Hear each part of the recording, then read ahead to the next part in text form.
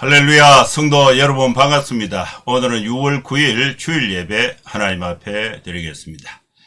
예배 오신 즐거운 교회, 정다운 교회, 또 서울의 우리의 교회 성도님들 한 분 한 분 주님의 이름으로 환영하고 축복합니다. 날씨가 차차 이렇게 더워지고 있는데 또 밤에는 또 추워요. 이때 건강 관리 잘 하시고 또 하나님 앞에 또 예배할 때에 우리의 모든 짐과 또 감사와 수고로움 하나님 앞에서 다 내려놓고 다시금 새 힘을 얻는 귀한 시간 될 수 있기를 바랍니다.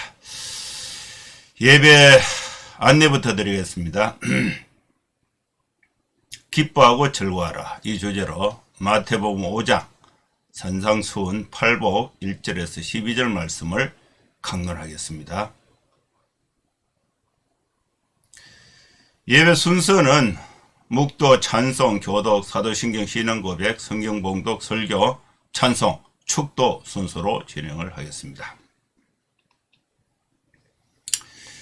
다같이 묵상기도 하심으로 6월 9일 주일 예배 하나님 앞에 드리겠습니다.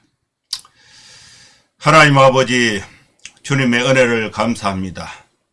주일을 맞이해서 우리 사랑하는 성도들이 하나님 앞에 예배하는 거룩한 이 습관을 좇아서 전심으로 하나님 앞에 찬송과 경배를 드리고 또 기도를 드리고 하나님의 말씀을 통해서 은혜를 받고 성령의 충만한 은혜를 받고자 이 시간에 하나님 앞에 나와왔습니다.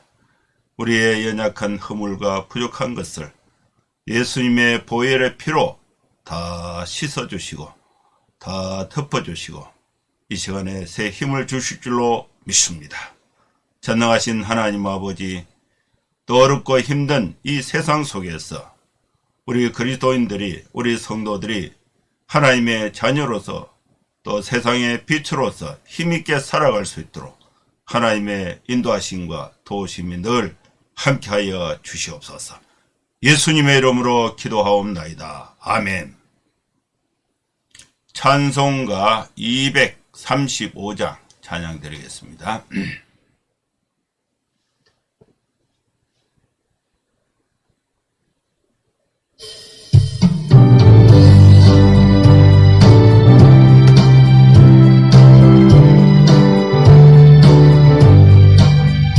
보아라 즐거운 우리 집, 밝고도 거룩한 천국에 거룩한 백성들 거기서 영원히 영광에 살겠네. 거기서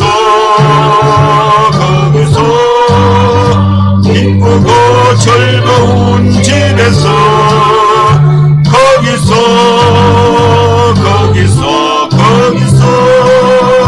영원히 영광에 살겠네.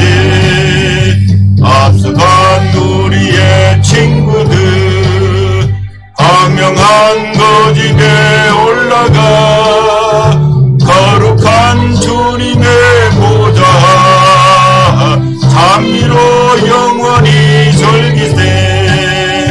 거기서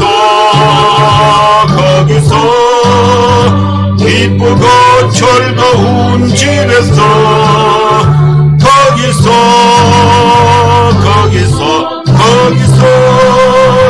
영원히 영광이 살기네. 우리를 구하신 주님도 거룩한 그 집에 계시니 우리도 이 세상 떠날 때에 주님과 영원히 살겠네. 거기서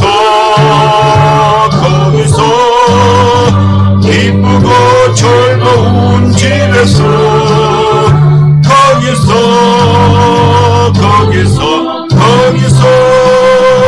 주님과 영원히 살겠네.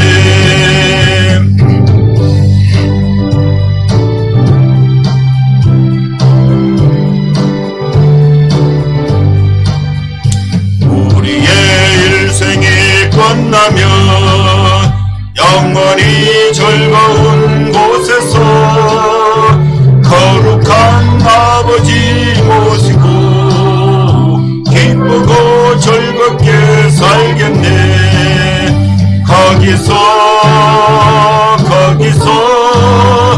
기쁘고 즐거운 집에서 거기서 기쁘고 즐겁게 살겠네. 아멘. 교독문 24번 시편 46편 말씀 교독합니다. 하나님은 우리의 피난처시요 힘이시니 환난 중에 만날 큰 도움이시라. 그러므로 땅이 변하든지 산이 흔들려 바다 가운데에 빠지든지 바닷물이 솟아나고 뛰놀든지 그것이 넘침으로 산이 흔들릴지라도 우리는 두려워하지 아니하리로다. 한 시내가 있어 나뉘어 흘러 하나님의 성 곧 지존하신 이의 성소를 기쁘게 하도다. 하나님이 그 성중에 계심에 성이 흔들리지 아니할 것이라. 새벽에 하나님이 도우시리로다. 그가 땅 끝까지 전쟁을 쉬게 하시며 활을 끄고 창을 끊으며 수레를 불사르시는도다. 이르시기를 너희는 가만히 있어 내가 하나님 됨을 알지어다. 내가 문 나라 중에서 높임을 받으리라. 내가 세계 중에서 높임을 받으리라 하시도다. 만군의 여호와께서 우리와 함께 하시니 야곱의 하나님은 우리의 피난처시로다. 아멘. 이제 사도신경 신앙 고백 드리겠습니다. 전능하사 천지를 만드신 하나님 아버지를 내가 믿사오며 그 외아들 우리 주 예수 그리스도를 믿사오니 이는 성령으로 잉타하사 동정녀 마리아에게 나시고 본디오 빌라도에게 고난을 받으사 십자가에 못 박혀 죽으시고 장사한 지 사흘 만에 죽은 자 가운데서 다시 살아나시며 하늘에 오르사 전능하신 하나님 우편에 앉아 계시다가 저리로서 산자와 죽은 자를 심판하러 오시리라. 성령을 믿사오며 거룩한 공예와 성도가 서로 교통하는 것과 죄를 사하여 주시는 것과 몸이 다시 사는 것과 영원히 사는 것을 믿사옵나이다. 아멘.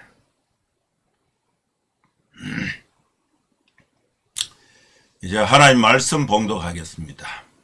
마태복음 5장 1절에서 12절 말씀입니다. 예수께서 무리를 보시고 산에 올라가 앉으시니 제자들이 나온지라.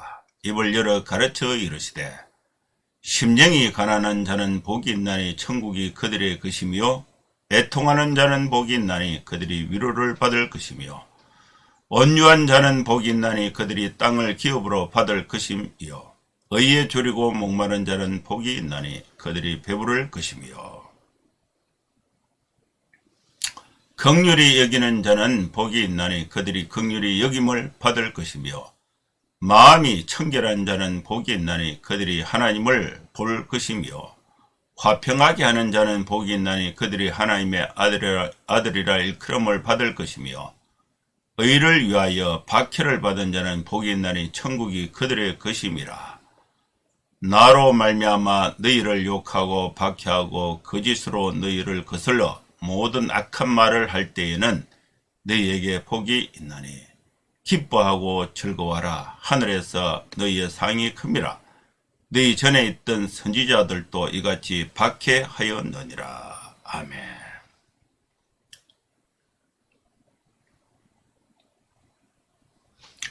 오늘 주일 아침에 하나님께서 또 저와 여러분들에게 산상수훈 마태복음 5장의 팔복 부분에 대해서 하나님이 저희들에게 또 여러분에게 말씀을 주셨습니다. 이 말씀을 한 절씩 한 절씩 읽고 또 강론하고 또 생각하고 또 우리 삶에 하나님이 나에게 주신 말씀으로 받아서 우리 삶에 적용하면서 하나님의 크신 은혜를 받고자 하는 것입니다. 예수님이 이 땅에 오셔서 30년 동안은 나사렛이란 동네에서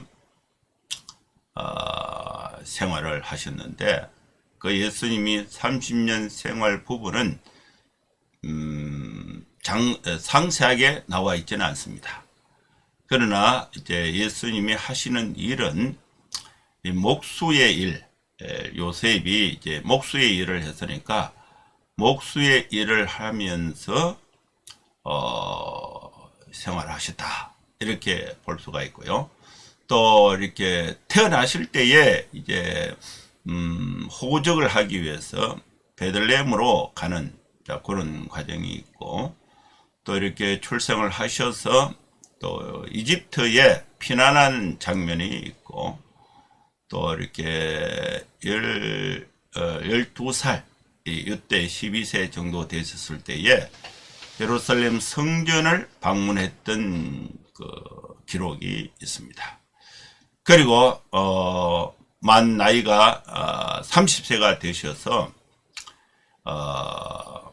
요단강에서 예수님으로부터 세례 요한으로부터 세례를 받고, 또 광야에서 40일을 금식하시고 비로소 이제 가르치기 시작하셨는데, 그 가르치신 내용의 첫 번째 문장이, 첫 번째 메시지가 회개하라, 천국이 가까웠다. 이 세례를 받고 이 메시지를 전할 때에 당시에 많은 사람들이 영향력 있는, 또 관심을 끌게 되고 또 회개에 이르는 그런 강력한 메시지였습니다. 그 예수님이 말씀을 증거할 때에 그 청중들은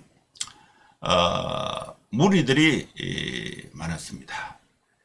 갈릴리 해변에서 12명의 제자들을 예수님이 이제 선택을 하시고 그들을 데리고 다니면서 현장에서 가르치시고 또 전파하시고 또 치유하시면서 많은 사람들이 예수님에게 관심을 가졌는데, 그 중에 이제 무리들이 예수님께 관심을 가졌고, 또 예수님은 무리들을 보시고 또 산에 올라가서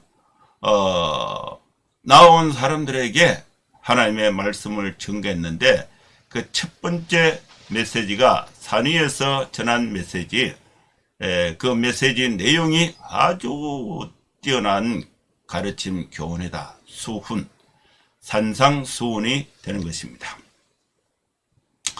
예수님이 보신 당시의 사람들은 무리들이었습니다.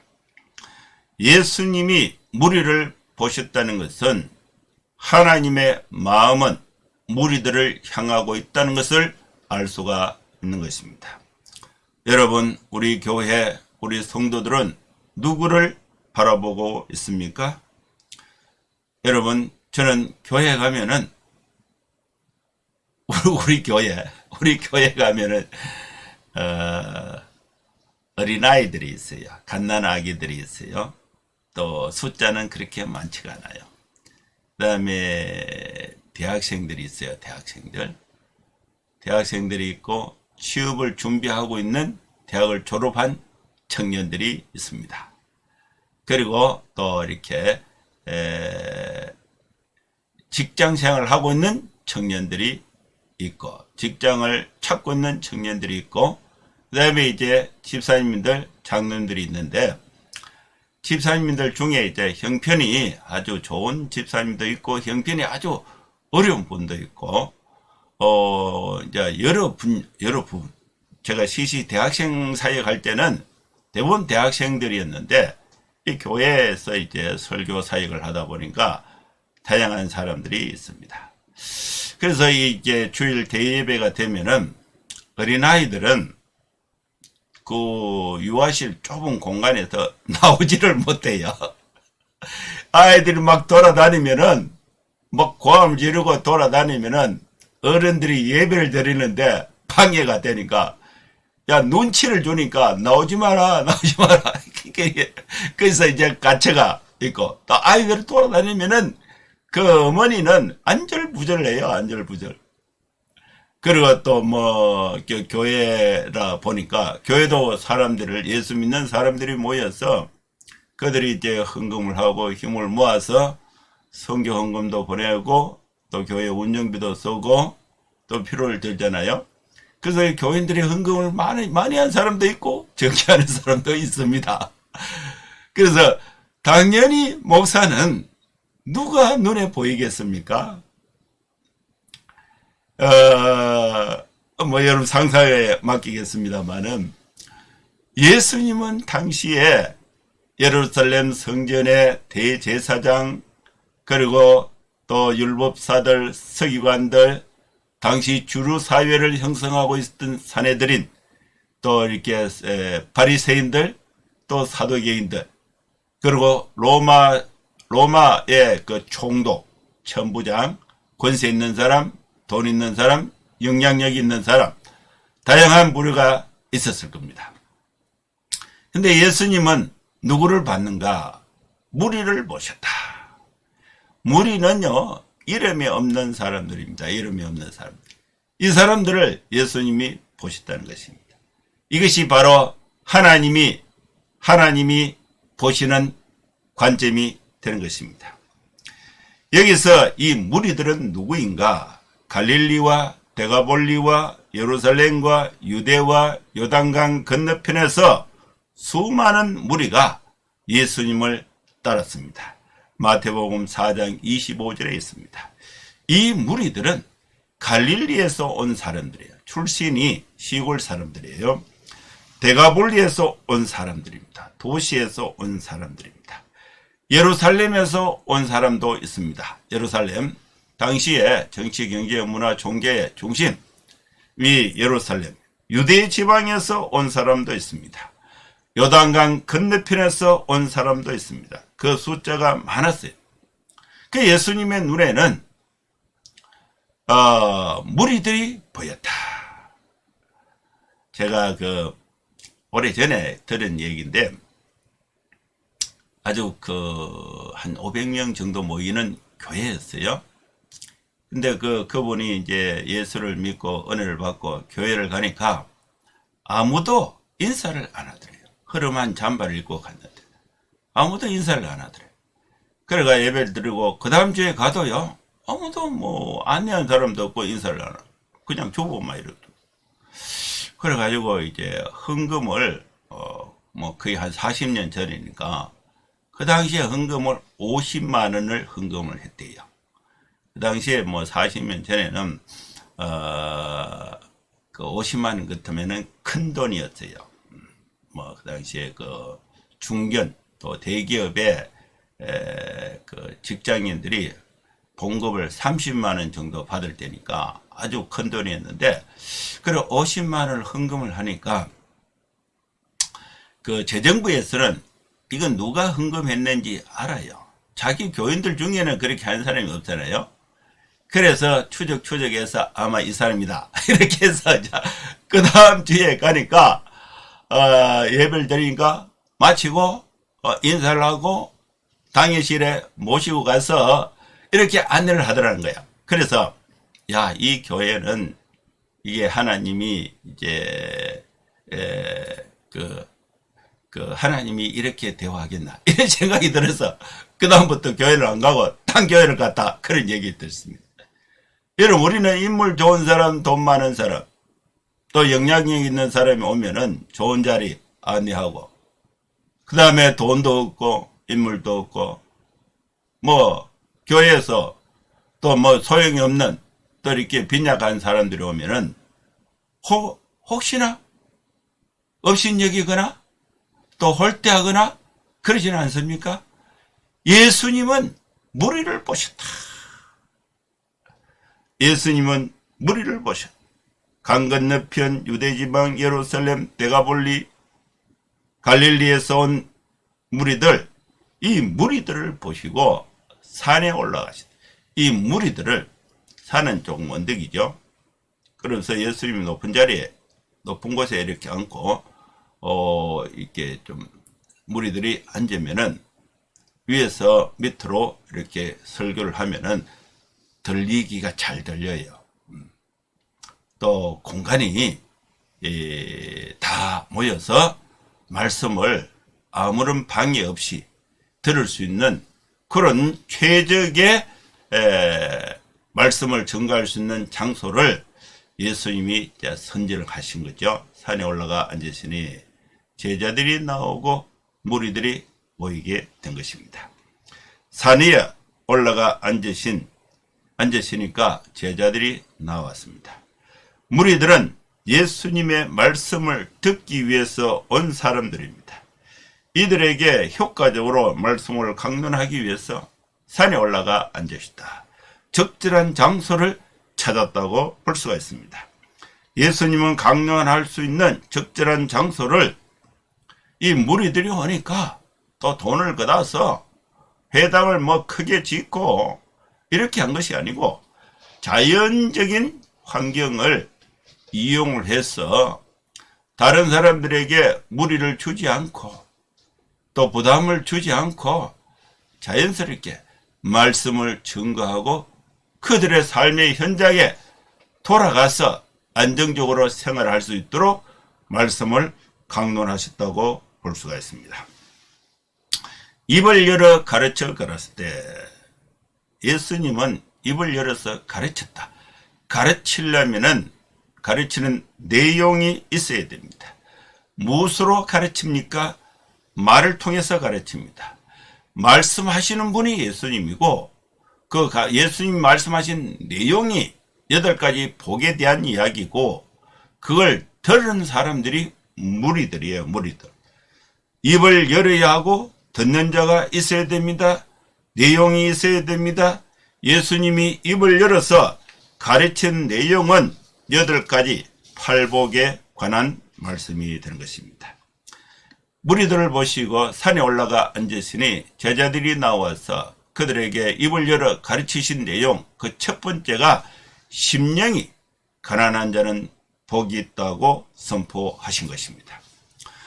어떤 복이 있습니까? 심령이 가난한 사람은 복이 있는데 어떤 복이 있는가? 천국이 그들의 것이다. 하나님의 나라가 너희들의 것이다. 심령이 가난한 자들의 것이다고 예수님이 선포하셨습니다. 심령은 마음의 영적 상태를 말합니다. 심령이 가난하다는 것은 뭔가 부족해서 자신이 부족한 것을 깨닫고 그것을 체험받고자 하는 간절함이 있는 마음의 상태. 심령이 가난하다는 것은 겸손한 상태를 의미하기도 합니다. 심령이 가난하다는 것은 필요가 채워지지 않는 상태, 간절함이 있는 상태입니다. 가난한 사람은 채움을 필요로 합니다. 배가 고픈 사람은 먹을 것을 찾게 됩니다. 마음의 상태가 가난하다는 것을 의미하는 것입니다. 배고픈 사람은 먹고 싶잖아요. 그러니까 짜장면을 주면 얼마나 감사하게 맛있게 먹겠습니까? 목마름이 있으면요, 물을 주면은 얼마나 그 갈증 시원하게 마시겠습니까? 심령이 가난한 사람에게는 먹을 것으로 마실 것으로 채워지지 않습니다. 심령이 가난한 자는 유대인들을 의미합니다. 이 유대인들 어디에서 온 사람들인가? 사방에서 모여든 유대인들입니다. 이 유대인들은 바리새인, 사두개인, 율법사, 서기관, 예루살렘 성전에서 그들의 심령의 상태를 체험받지 못한 자들입니다. 일부 유대인들은 기득권을 가지고 성전에서 만족을 얻었고 또 성전에서 권세를 부리고 또 로마와 결탁해서 정치적인 특권을 가진 자들도 있었습니다.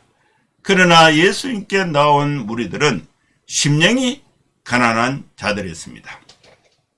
이들에게 복이 있는데 누가 복이 있는가? 심령이 가난한 자는 복이 있습니다. 심령이 가난한 자가 받을 복은 어떤 복인가? 하나님의 나라가 너희의 것이라고 말씀했습니다. 여러분, 하나님의 나라는 천국입니다. 천국은 좋은 곳입니다. 당시에 세계 최대의 강국인 로마가 채워지지 못하는 평강의 복을 얻을 수 있는 곳이 바로 하나님의 나라 천국인 것입니다. 당시 예루살렘 성전이 채워지지 못하는 평강을 얻을 수 있는 나라가 바로 하나님의 나라가 심령이 가난한 자의 것이라는 것을 말씀하고 있습니다.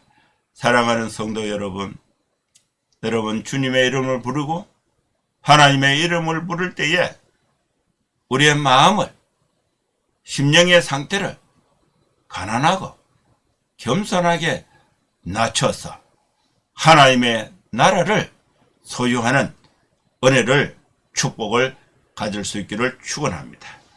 두 번째는요, 애통하는 자가 복이 있다고 말씀했습니다.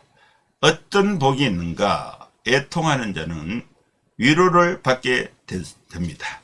애통은 슬픔이 크다는 것입니다. 너무 고통이 스럽고 너무 슬픔이 커서 창자가 끊어진다. 애통.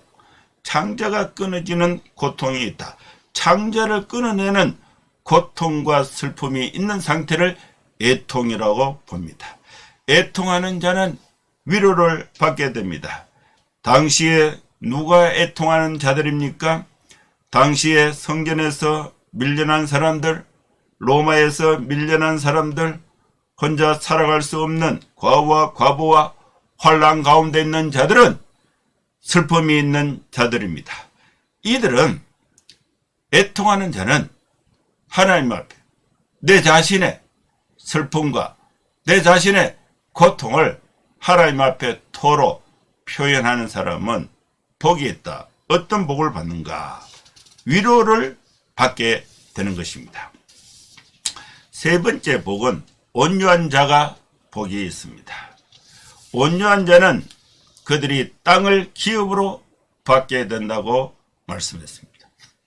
마음이 너그러운 사람, 상대방의 잘못을 칼같이 지적하기보다 허물과 부족한 것을 그럴 수도 있지, 그것을 내 것으로 삼아서 내가 대신해주고 위로해주고 덮어주고 용기 있게 살아갈 수 있도록 도와주는 사람, 이 온유한 사람은 복이 있습니다. 온유한 사람은 땅을 기업으로 받게 되는 복을 누리게 되는 것입니다. 온유한 자는 복이 있나니 그들이 땅을 기업으로 받을 것이라고 약속했습니다. 여러분 마음을 너그럽게 좀 가지세요. 여러분 부모님들 자녀를 대할 때에 온유함을 가지세요.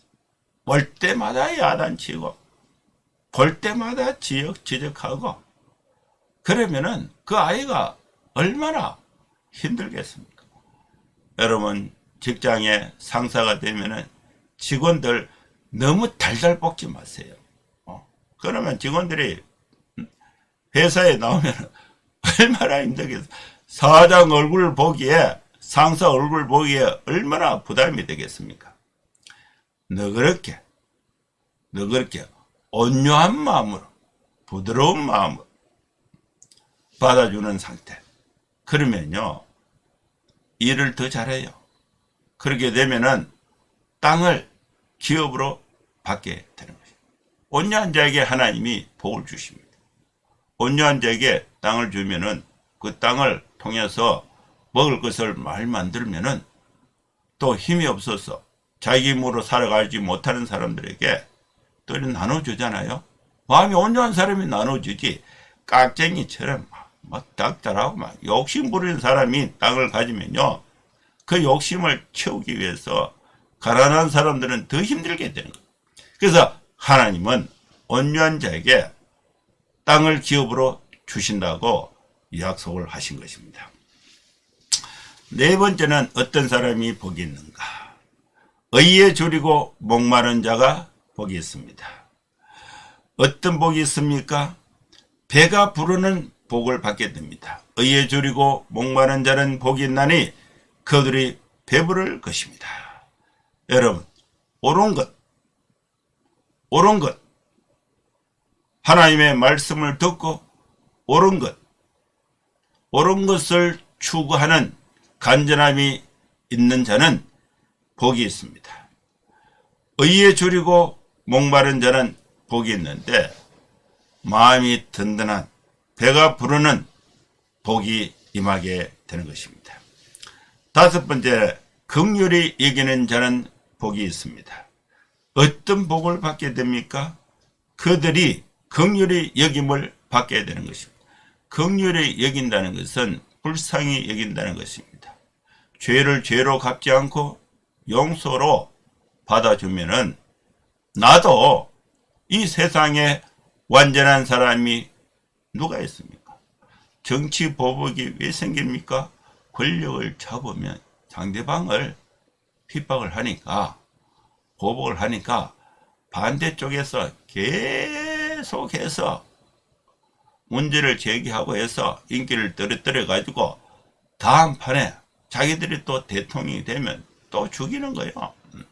긍휼이 없어요. 보복이 있습니다. 보복이 있으면요, 이 보복은 악순환이 되는 것입니다.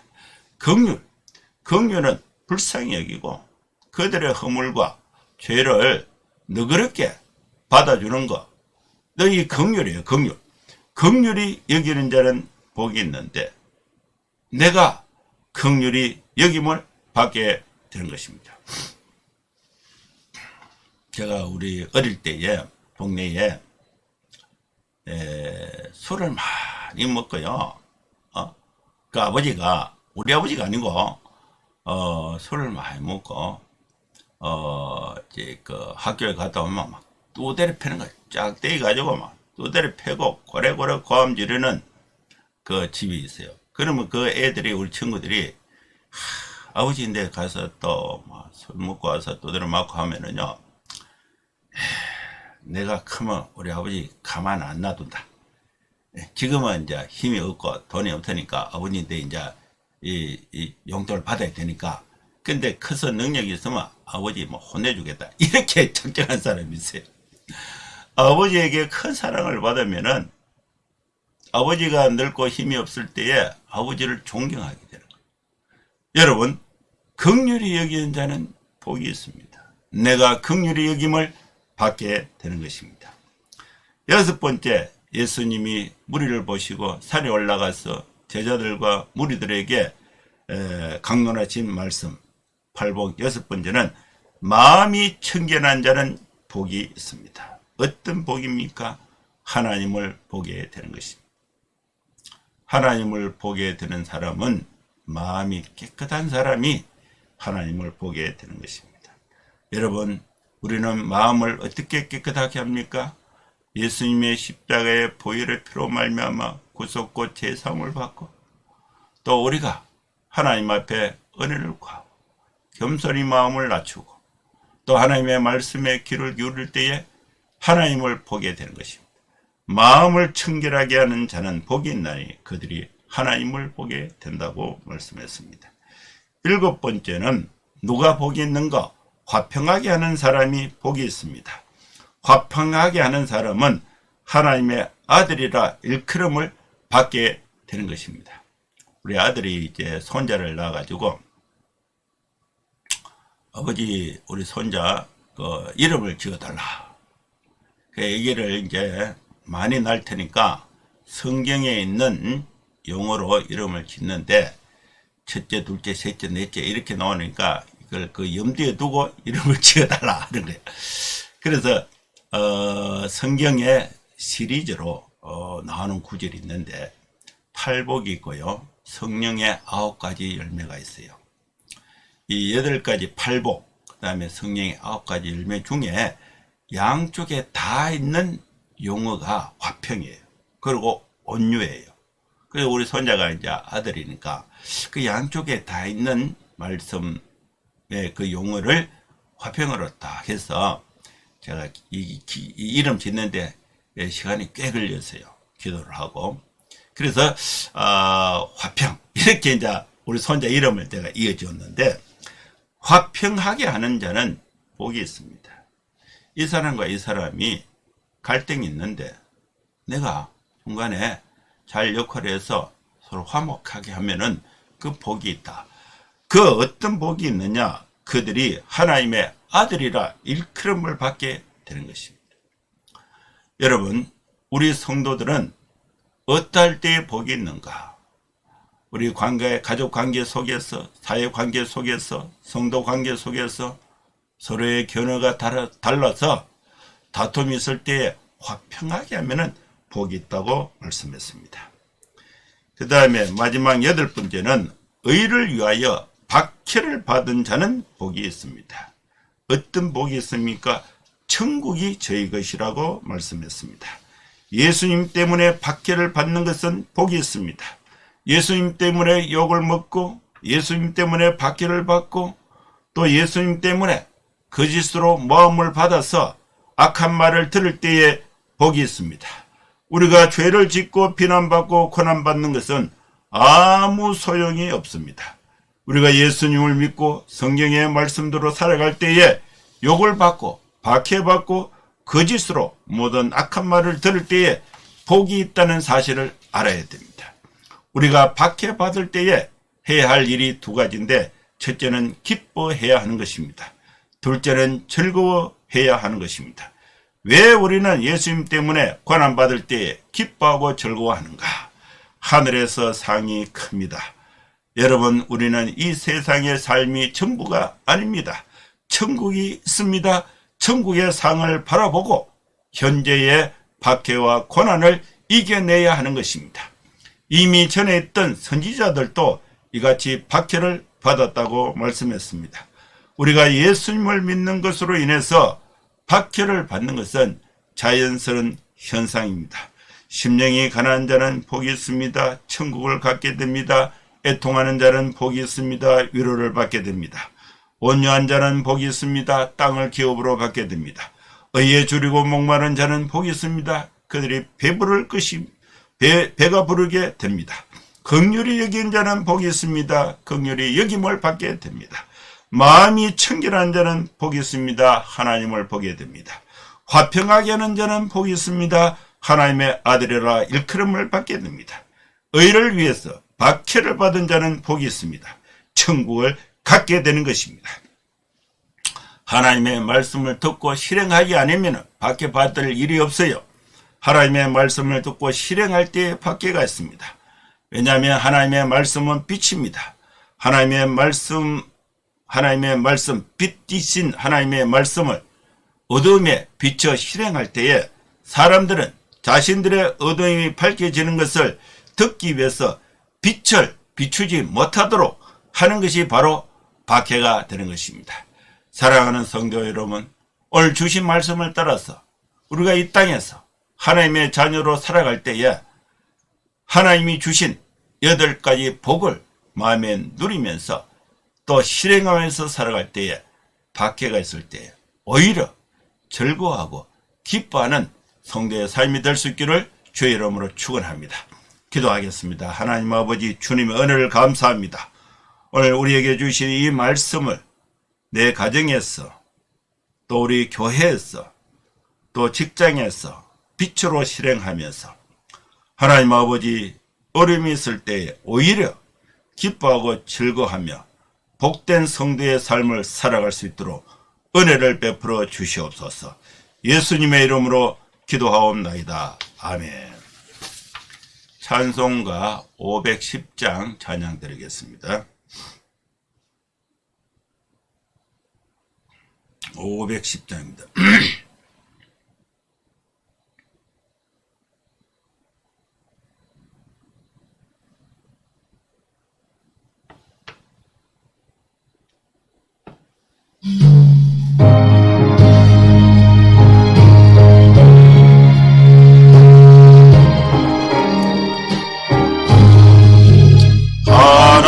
하나님의 진리 동네 길이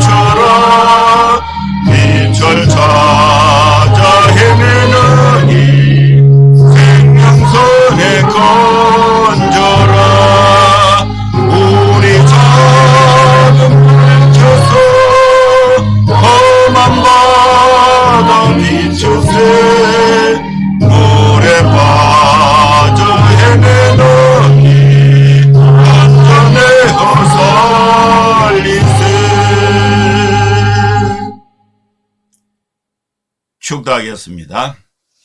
이제는 우리 구주 예수 그리스도의 크신 은혜와 하나님의 사랑과 성령의 감동함과 역사 충만 축복하심이 이곳에 함께 예배하는 모든 성도들 머리 위에 이제로부터 영원토록 함께 있을지어다. 아멘. 예, 감사합니다. 예배는 마쳤습니다. 한 주간도 여러분 건강하고 행복하고 복되게 생활하시고 다음 주에 또 뵙도록 하겠습니다. 감사합니다. 샬롬.